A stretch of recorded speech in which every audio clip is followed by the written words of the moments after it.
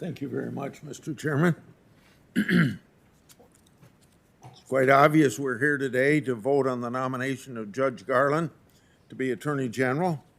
I intend to support his nomination, but I want to state my concerns about the direction of the Department of Justice in hopes that the judge will work with us to do what he said that he wants to do.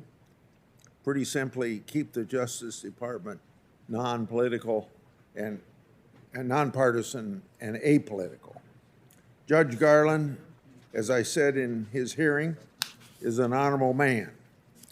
He says he wants to follow the law, nothing more and nothing less. I believe that is what he said he wants to do. His career of faithful public service, I think, means I owe him a chance to just do exactly what he said. But he has his work cut out for him.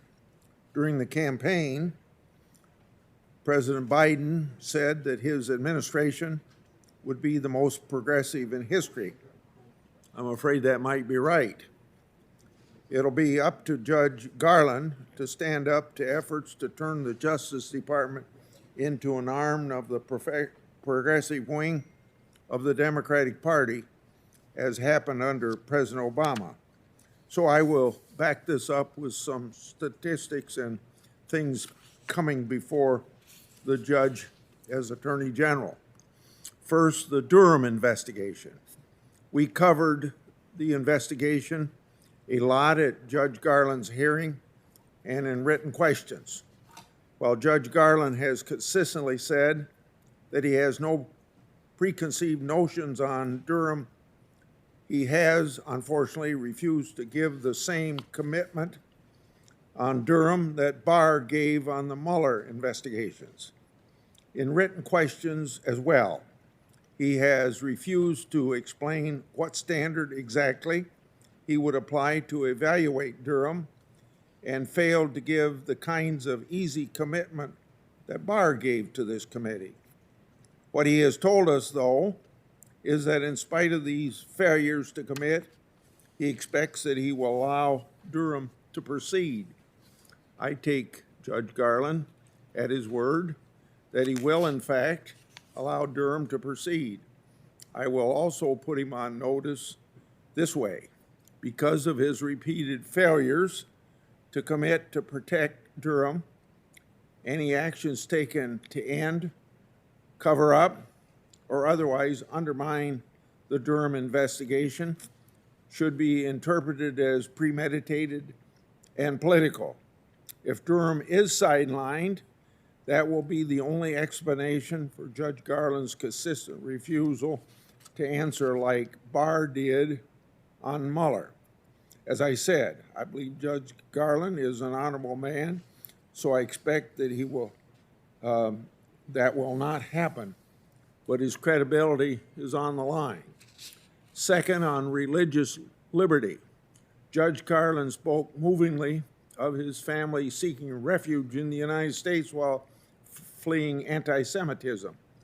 Like Judge Starr told our committee at the hearing, I trust that he understands the importance of religious liberty. By voting for Judge Garland, I'm expressing confidence in his willingness to take those rights seriously. I asked him many written questions about religious liberty and was satisfied that a Justice Department run by Attorney General Garland will protect religious liberty as the broad first freedom envisioned by our founders and not marginalize it as a backwards lifestyle preference as envisioned by a lot of progressive radicals. On the subject of the right to bear arms, I'll be frank. Judge Garland's answers on the right to bear arms have not been encouraging. During his hearing, he said he'd faithfully enact President Biden's gun-grabbing agenda. I hope he will stand up for the independence of the Justice Department and follow the law when President Biden instructs him to violate the Second Amendment. If he doesn't, I expect the courts will have something to say about that issue. On the subject of litigation positions, if Judge Garland really wants to show us that he's the next Ed Levy and not the next Eric Holder, he should pay close attention to positions the Justice Department takes on litigation.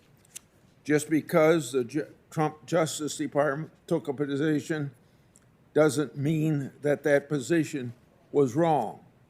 If every 4 or 8 years the Justice Department comes up with a new list of statutes it won't defend or rights it disfavors, what's the point then in passing laws? I hope that Judge Garland, thinking back on his long judicial experience, will preserve the institutional credibility of the Justice Department.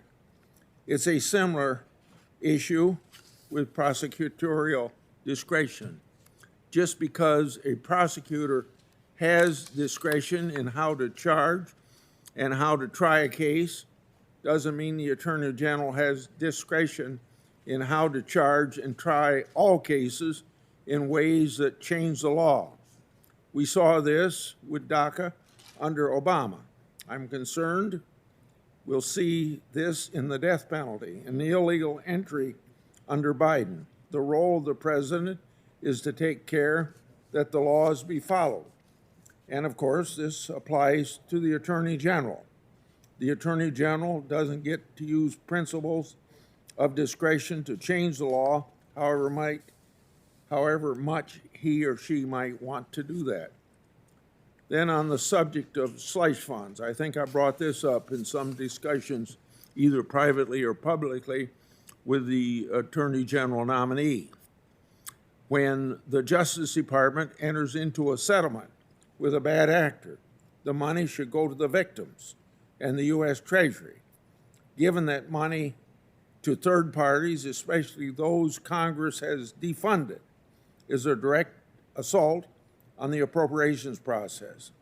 I frankly can't see any good reason why the Justice Department would rescind the existing regulations on this subject. Any effort to change these settlements will be pure and open political favoritism. I could go on. There's a sue and settle issue, government by blog post with guidance documents, abusive consent decrees, defending IRS targeting, Operation Choke Point. Democrats have collective amnesia on the scandal a day at the Obama Justice Department, during which it was almost always punishing Obama's political enemies. What do all these practices have in common? The practices I just listed. Besides being partisan and political, they're an effort to do an end run around the Congress. If Judge Garland is serious about having a nonpartisan Justice Department, and I think he is, then he will nip these bad practices in the bud. He will enforce the law. He will not manipulate the powers of the executive to make the law more satisfying to progressive activists. Judge Garland, if he's serious about what he told us, has a big job ahead of him. He will be under tremendous pressure from within the administration, and particularly from pressure from congressional Democrats to turn the Justice Department into Mark Elias and the ACLU and do it with each of them having guns.